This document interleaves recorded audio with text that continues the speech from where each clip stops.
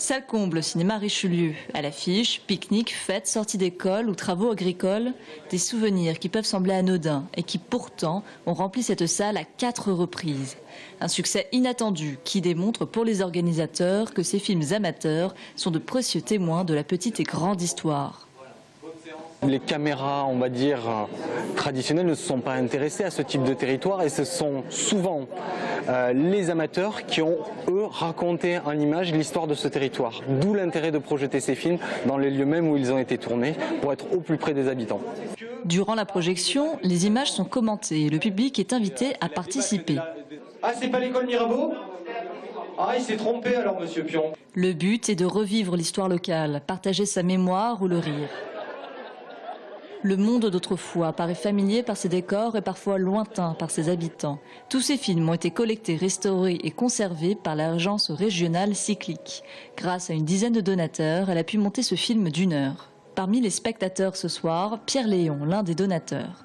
Il commente volontiers des extraits de ses vidéos, aujourd'hui sur grand écran. Toute la famille est là. Ah, c'est chouette ça. Ça, c'est ma sœur Annie. Là-haut. Je suis là-haut, oui. Celui qui trône sur la charrette. À la fin des années 60, il reçoit de son curé 4 bobines de 9,5 mm, soit 30 minutes d'image. Longtemps oubliées dans son grenier, il leur a redonné vie en les projetant dans son village dans les années 2000. Il n'est pas mécontent que la région reprenne le flambeau. Son dernier film, c'était notre mariage.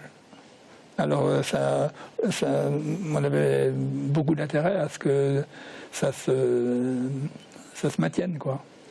C'est plaisant d'avoir conservé ces films-là et de voir que Salle comble au mois d'octobre en 2 séances.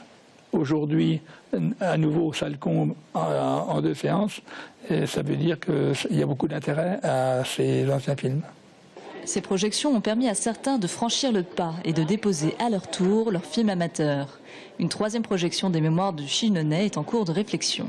L'agence espère pouvoir bientôt projeter un nouveau film de souvenirs à Sainte-Maure en Touraine.